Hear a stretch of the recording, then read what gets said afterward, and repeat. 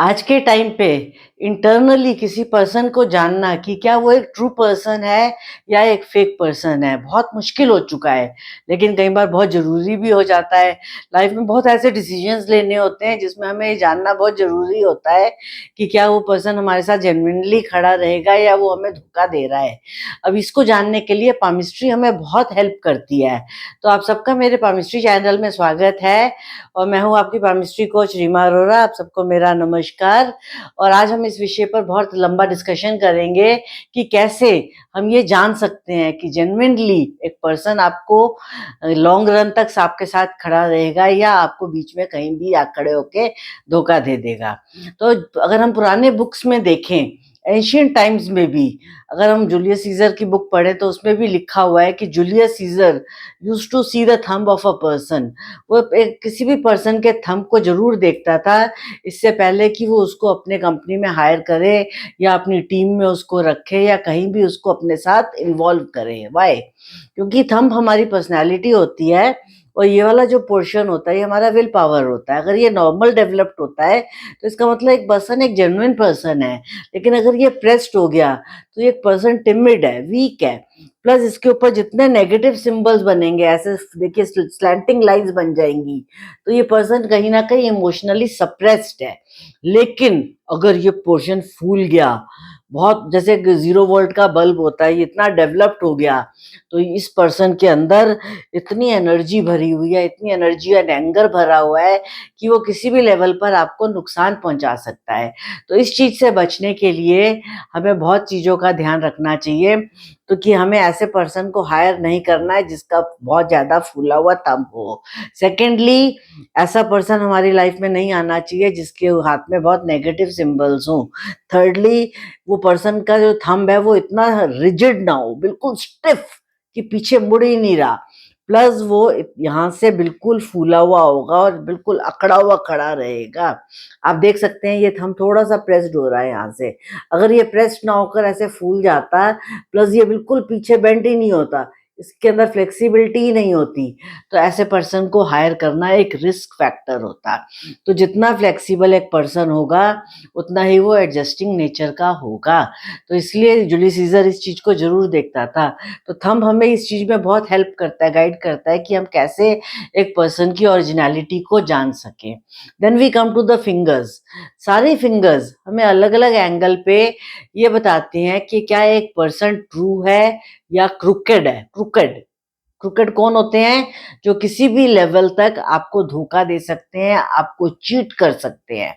और जब हम मनी एंड एनालिटिक पावर्स के बारे में बात करते हैं, सच या झूठ बोलने के बारे में बात करते हैं, तो सबसे पहले हमारी मरकरी की फिंगर आती है। तो जिस पर्सन की ये फिंगर, मैं इसको थोड़ा सा कोशिश करूंगी बेंड करके दिखाने की।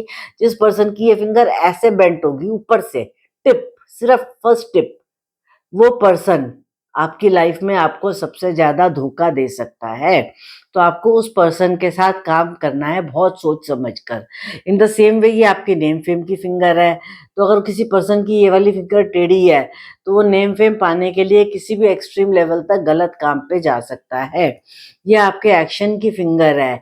अगर ये बिल्कुल बेंट हो जाती है तो इसका मतलब वो किसी भी लेवल तक एक्शन कर सकता है आपको धोखा देने के लिए।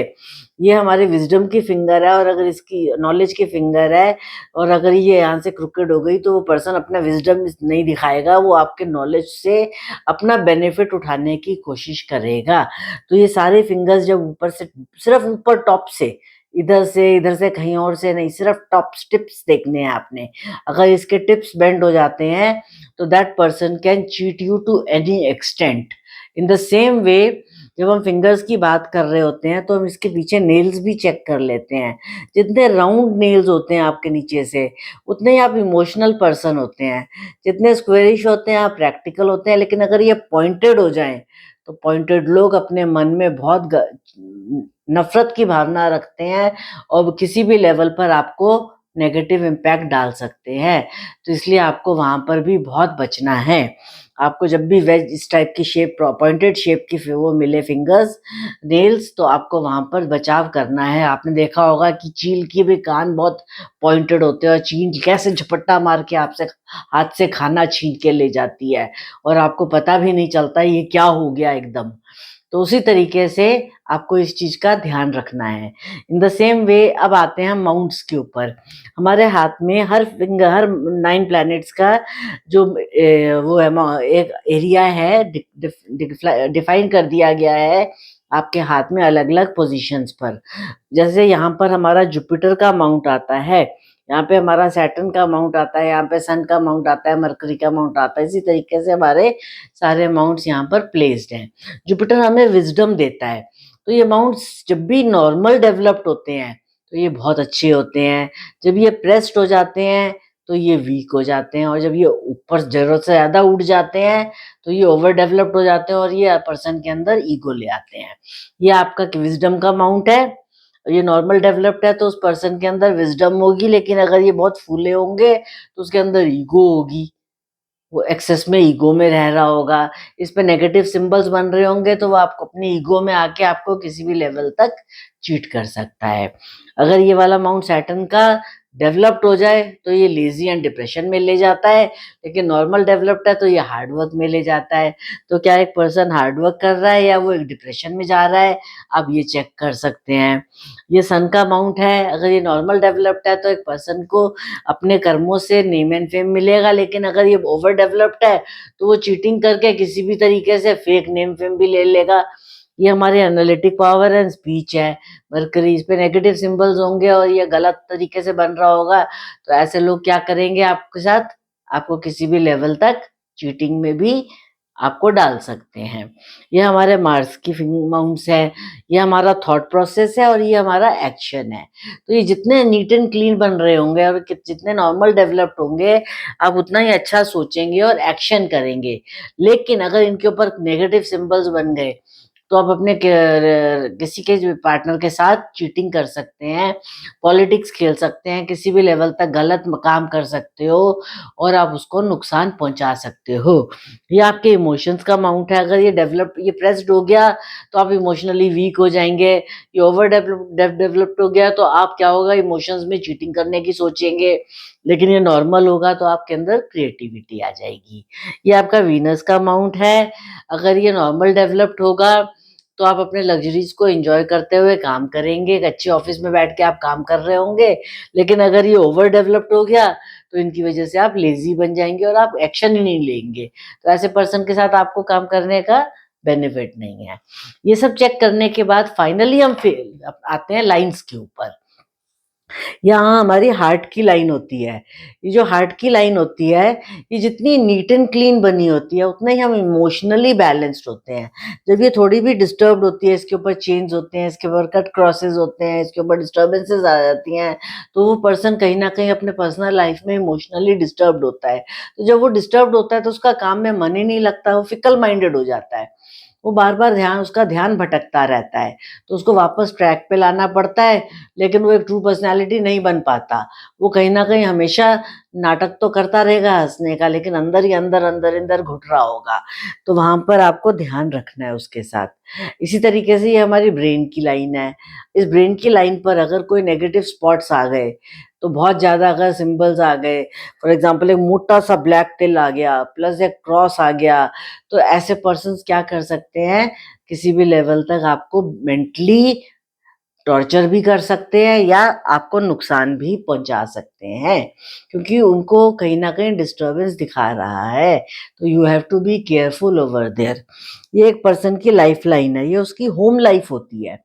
एक आदमी की जब जब तक उसकी होम लाइफ कंफर्टेबल नहीं होगी, वो लाइफ में कभी भी एक एट ईज नहीं होता, वो हमेशा डिस्टर्ब्ड रहता है। तो किसी भी पर्सन को एट ईज होना बहुत जरूरी है। जितना ज़्यादा एट ईज़ होगा, वो कंफर्टेबल होगा, वो उतने ही वो आउटर वर्ल्ड में लोगों के साथ अच्छे से पॉजिटिवली इंटरैक्ट करेगा, अच्छे से हेल्दीली वो उनको अटेंड करेगा, उनके लिए काम करेगा, उनको बेनिफिट्स पहुँचाएगा। उसी टाइप के लोगों के साथ आप जुड़िए जिनकी ये वाली सारी लाइन्स अच्छी होती हैं। फिर आती है हमारी मरकरी की लाइन।